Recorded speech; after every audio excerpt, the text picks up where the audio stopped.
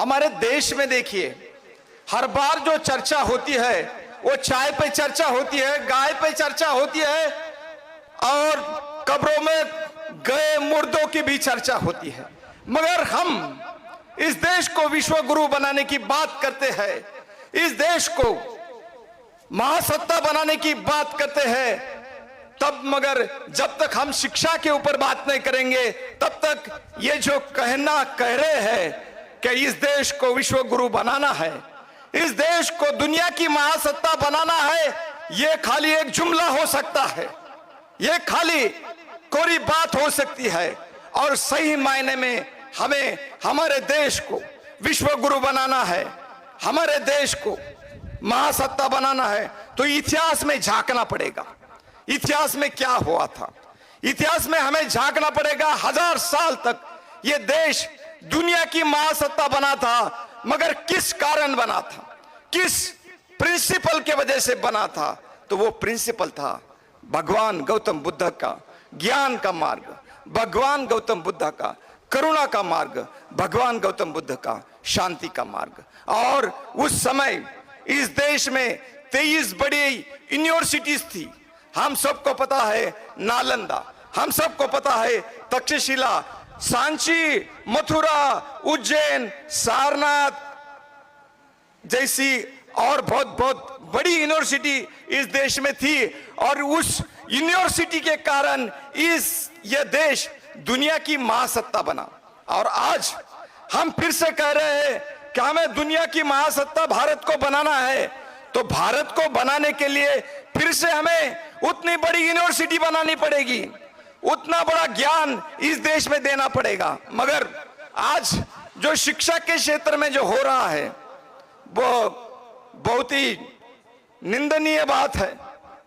क्या हमारे देश में स्कूली एजुकेशन देखे जाएंगे तो उसके 3 डिवीजन हमने कर दिए हैं, ICIC board, CBSE board, state board.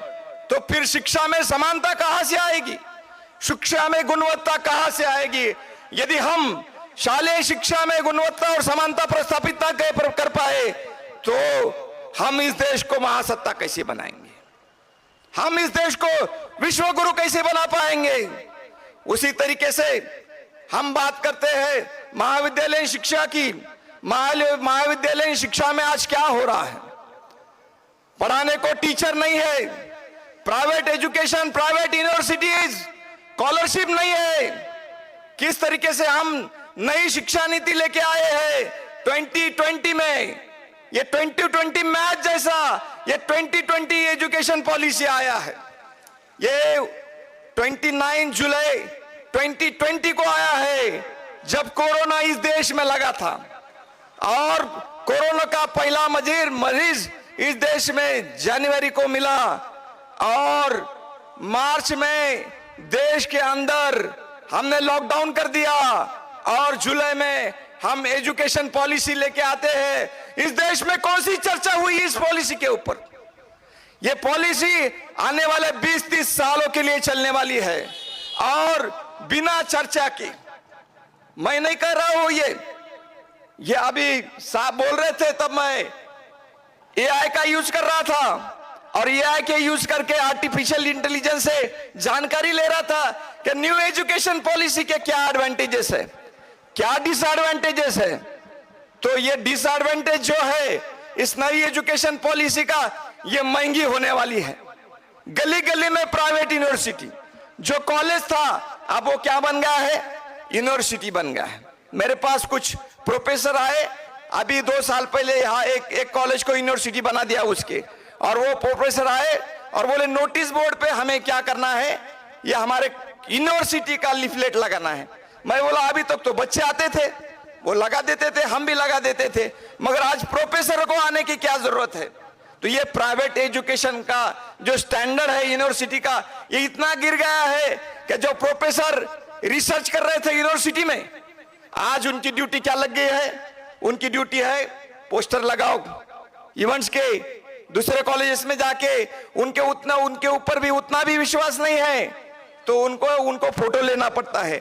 ये हमारे आने वाले प्राइवेट यूनिवर्सिटी का स्टैंडर्ड है और इसलिए ये हमें इसके ऊपर बात करना होगी, क्योंकि यहाँ कोई स्कॉलरशिप एससी, एसटी, ओबीसी के बच्चों को नहीं मिल रही है, गरीब माइनॉरिटी, मार्जिनाइज क्लास के बच्चों को नहीं मिल रही है, तो ये बच्चों का पढ़ाई कैसा होगा।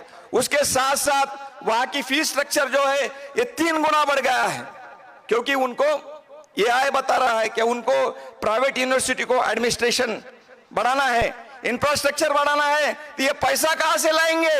ये पैसा विद्यार्थियों के खीसे में से लाएंगे। एआई कह रहा है इसके वजह से ड्रॉप रेट स्टूडेंट का बढ़ जाएगा। जो बच्चे आज पढ़ रहे हैं वो कल बच्चे नहीं पढ़ पाएंगे, हायर एजुकेशन नहीं ले पाएंगे। ये सबसे बड़ा नुकसान ये शिक्षा नीति का होने वाला है, शिक्षा नीति से होने वाला है। और इसलिए हमें जागरूक होने की जरूरत है, हमें ये कदमों को रोकने की जरूरत है। यदि प्राइवेट यूनिवर्सिटी हो रही है, वहां भी हमारे बच्चों को, इस देश के गरीब बच्चों को स्कॉलरशिप मिलनी चाहिए। और ये नहीं मिलती है तो ये बच्चों के आने वाले भारत के भविष्य का जो दरवाजा है वो उन्नति का बंद करने जैसा होगा। देश की उन्नति कैसी हुई?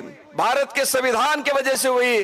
डॉक्टर बाबा साहेब आंबेडकर जी ने कौन सा बड़ा मंदिर बनाया, कौन सा धार्मिक स्थल बनाया?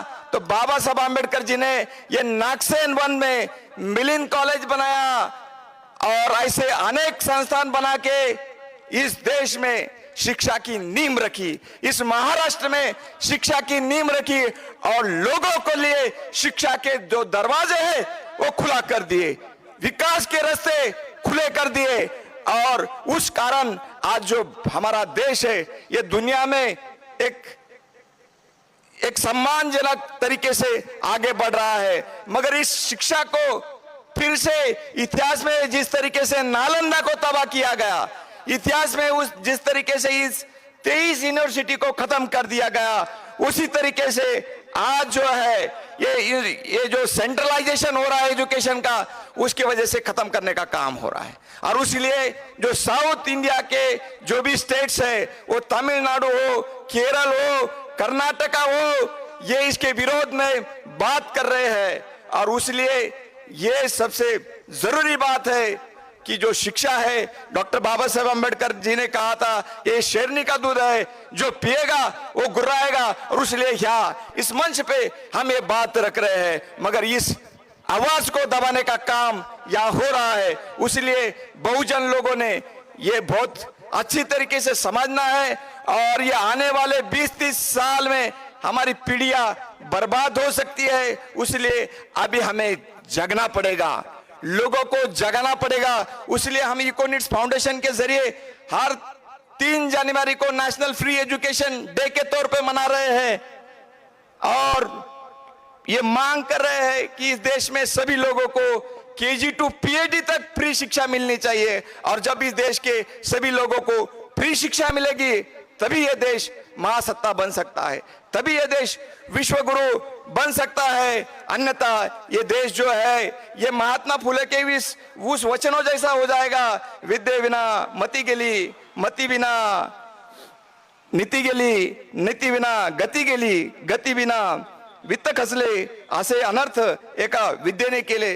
तर हे असंच चक्र उलट फिरवण्याचं काम या ठिकाणी होताना होणार आहे। आणि त्यासाठी महात्मा फुलेचे जे शब्द आहेत हे आपल्याला लक्षात घेणे आवश्यक है। उसके साथ साथ नेल्सन मंडेला जी, इन्होंने एक वाक्य कहा था, एक देश को बर्बाद करने के लिए कोई मिसाइल की जरूरत नहीं है, कोई एटॉमिक बॉम्ब की जरूरत नहीं है, उस देश की शिक्षा व्यवस्था कोई बर्बाद कर देगा तो वो देश बर्बाद हो जाएगा। तो हमारे देश में शिक्षा में क्या हो रहा है हम सब देख रहे हैं। स्कूलों में पढ़ाने के लिए टीचर नहीं है, कॉलेज में यूनिवर्सिटी में पढ़ाने के लिए प्रोफेसर नहीं है, तो कैसा देश बढ़ेगा? किस तरीके से हम हमारे देश को ही बर्बाद कर रहे हैं जब पढ़ाने के लिए कोई नहीं होगा। आज कॉलेजेस में और सब जगह पे अवस्था उतनी है। इस शहर के अंदर देखो म्युनिसिपैलिटी के कितने स्कूल बंद हुए हैं, कितने सालों से म्युनिसिपैलिटी स्कूल में भर्ती प्रक्रिया नहीं हुई है, कितने दिनों तक विजिटिंग फैकल्टी के ऊपर, कितने दिनों पे कॉन्ट्रेक्चुअल फैकल्टी के ऊपर पे चलाएंगे।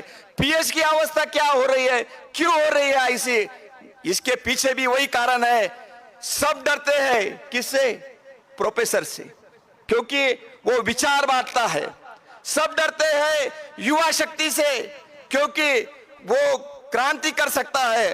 और इन दोनों को बर्बाद करने के लिए शिक्षण संस्था को बर्बाद कर दो, और शिक्षण संस्था बर्बाद हो गई तो खुद ब खुद क्रांति बर्बाद हो जाएगी, खुद ब खुद विचार बर्बाद हो जाएगा। इस तरीके का काम चालू है और उसके लिए हमें सबको साथ आना पड़ेगा और इस देश के सभी लोगों को जगाना पड़ेगा। डॉक्टर बाबा साहब आंबेडकर जी का जो विचार इस नागसेन वंश से निकला है, जो शिक्षा, संगठित हुआ यानी संघर्ष करा, इस तत्व पे आधारित है, उसको हमें जन जन तक लेके जाना है, लोगों तक पहुंचाना है और इस देश में फिर से एक बार बुद्ध का शासन प्रस्थापित करना है। मैं आपको जाते जाते उतना ही कहूंगा कि अभी 14 अप्रैल आ रही है, महाबोधि विहार का इतना बड़ा आंदोलन हो रहा है, तो हमारे 14 अप्रैल के जो शोभा यात्रा निकलेंगी, हर गाड़ी के ऊपर महाबोधि विहार मुक्ति का जो डेकोरेशन है, शो है, वो होना चाहिए। ये आवाज इस शहर से हम देंगे, ये ऊर्जा इस भूमि से निकली हुई है नागसेन वन के, उस ऊर्जा का नारा पूरे देश में, पूरे दुनिया में फैलेगा। आप सभी को जयंती की बहुत बहुत एडवांस शुभकामनाएं।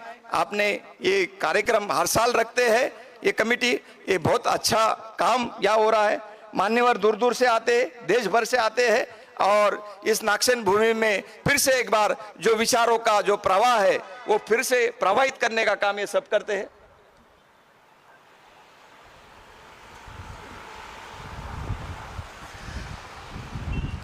नौ साल से ये काम करने वाली ये समाज समिति है। मैं सचिन भाऊ सब टीम को मैं बहुत करीब से देखता हूं और मेरी ये समाज से ये गुजारिश है कि हमें नागसेन फेस्टिवल को, नागसेन स्टूडेंट एसोसिएशन को एक मजबूत ताकत देनी है। तो खाली यह संख्या से कुर्सियां भर के नहीं चलेगा, या हरदम कंटिन्यूस एक्टिविटी लेना पड़ेगी। साल में से एक बार ये फेस्टिवल होता है, मगर नागसेन वन में एक्टिविटी जो है विद्यार्थियों का जो एल्यूमिना है उसके जरिए हर कंटिन्यू चालू रहना चाहिए। उसलिए ये समिति को हमारी सबका दायित्व है कि इनको मदद करना चाहिए, वो भी आर्थिक मदद करने की जरूरत है। ये दिन रात इसी में लगे हैं ये टीम, ये कोई इनका बिजनेस नहीं है, मगर ये समाज के लिए काम कर रहे हैं।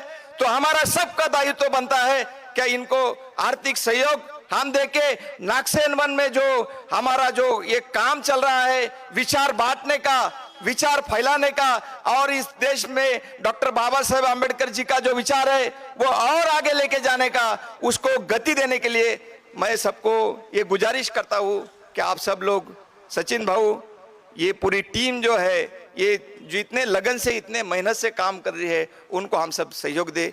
आप सबको मैं धन्यवाद अदा करता हूँ कि आप लोगों ने मेरे जो दो शब्द है वो सुने और आपने दूसरी बार मुझे या सचिन भाऊ आपने बोलने का मौका दिया नागसेन फेस्टिवल में।